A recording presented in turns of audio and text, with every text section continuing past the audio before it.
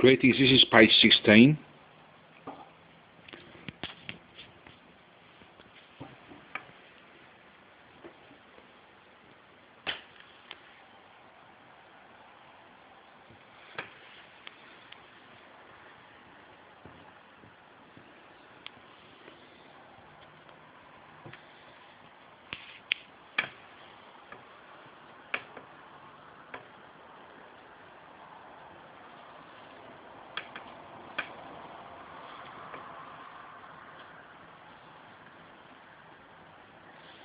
As I said before, year 10s relating to years ago when this book was complete, before I even did any more schooling or got any certificates. Like I said, mentioned, I've got 5 certificates after that, and possibly we'll get more later on if I continue my studies. We'll see.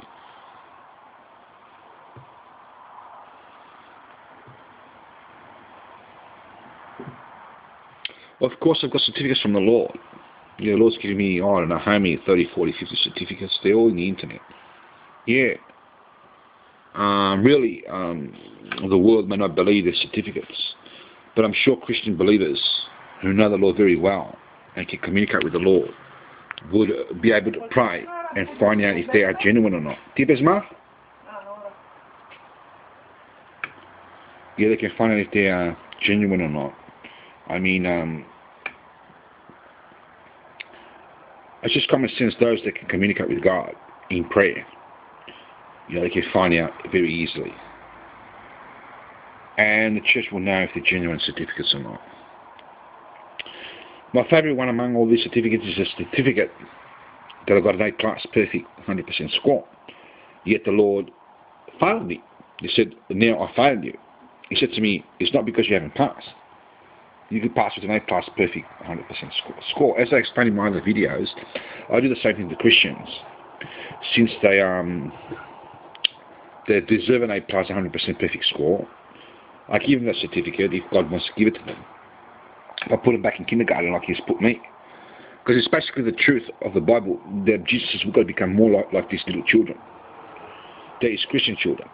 The reason being is, in a courtroom, an adult that's passed university can easily be judged according to what they do and can be brought to trial, found guilty or innocent before the judge, because they're adults and they can be judged. In this world, even children get judged. But in God's court, a child and a kindergarten baby can never be judged. He is the child of God, or she is the child of God, or we are the children of God. That's one reason why He does that. Not because He wants to make it hard for us, but He wants to make it easy that we get into the kingdom of heaven. Of course, He perfects us as time progresses, and we fit the requirements of being very much like Jesus. But during this period of time, when we're on that road to become like Jesus, before we do, He always puts us back in kindergarten. Okay? Because a kindergarten child cannot be judged. A kindergarten child of God, any child of God, male or female, is stronger than God. Yeah. You know why? I'll tell you a story about this. It's written in the internet. It's only a story, but it's very much the truth in the Christian walk. There was a particular baby. Now, you can call it male or female, because there are many children like this, but we'll say this child was a boy, okay?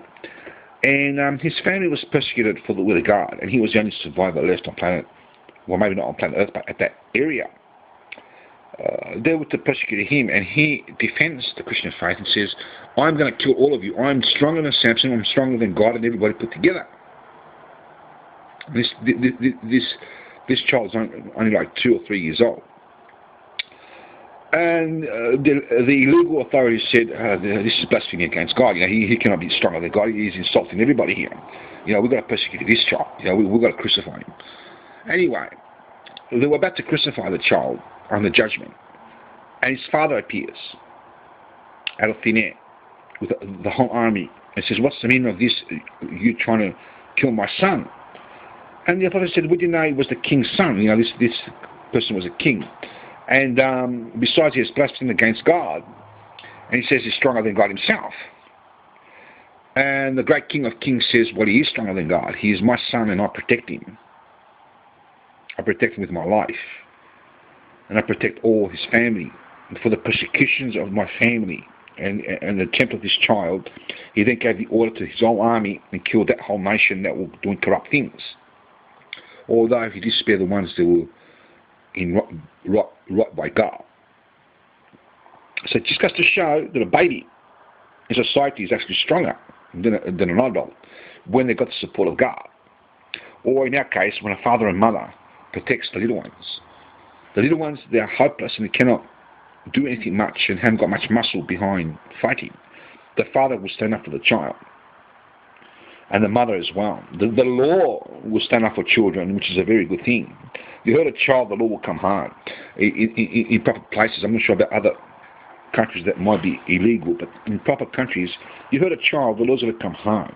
So it goes to show who is the strongest. Is it the big macho man, or that little child up the road that is protected by the law and God? And this is for all to learn, never to pick on the weak, because the weak can actually be the strongest. So as women have the rights, you pick on a woman, the law will come hard. But in the same manner, women should not go over their heads or children and say, just because we have the law and God backing us up, we should pick on the adults and bring them to trial for things they haven't done. If they've done something wrong, they've got to be tried.